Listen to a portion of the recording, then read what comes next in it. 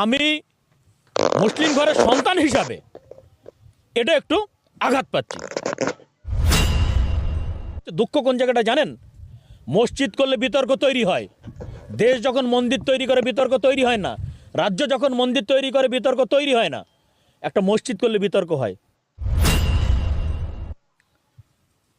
হুমায়ুন কবির আজ থেকে 4 মাস আগে কম বেশি ঘোষণা করেছিল যে তিনি আলাদা একটা দল তৈরি করছেন এবং 6ই ডিসেম্বর বাবরি মসজিদের শিলান্যাস করবেন মুর্শিদাবাদের বেলডেঙ্গাতে। আমার যেটা মতামত ব্যক্তিগত, যে ও তো গোপনে কিছু করেনি, মিডিয়াতে বলেই দিয়েছিল যে 6 তারিখে বাবরি মসজিদ তৈরি করবে এবং 22 তারিখে আলাদা দল ঘোষণা করবে। তাহলে উচিত ছিল আগেই ওকে সাসপেন্ড করা দল থেকে। তৃণমূল কংগ্রেস অনেক সময় নিয়ে ফেলেছে, আর ওকে সাসপেন্ড করার জন্য বহরমপুরে মাননীয় মুখ্যমন্ত্রীকে উপস্থিত থাকতে হলো এবং কলকাতায় দলীয় অফিসে বসে ফিরহাদ হাকিমকে বলতে হলো যে হুমায়ুন কবিরকে সাসপেন্ড করা হয়েছে।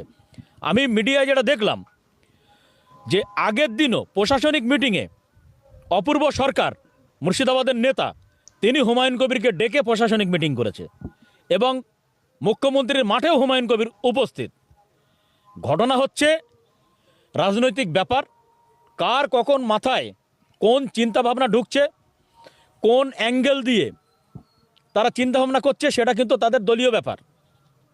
তবে বাবরি মসজিদ নিয়ে আমি যেটা বলবো, 6ই ডিসেম্বর বাবরি মসজিদ ভাঙার দিন ছিল, তো সেই দিনটা হচ্ছে একটা ভাইটাল গুরুত্বপূর্ণ দিন।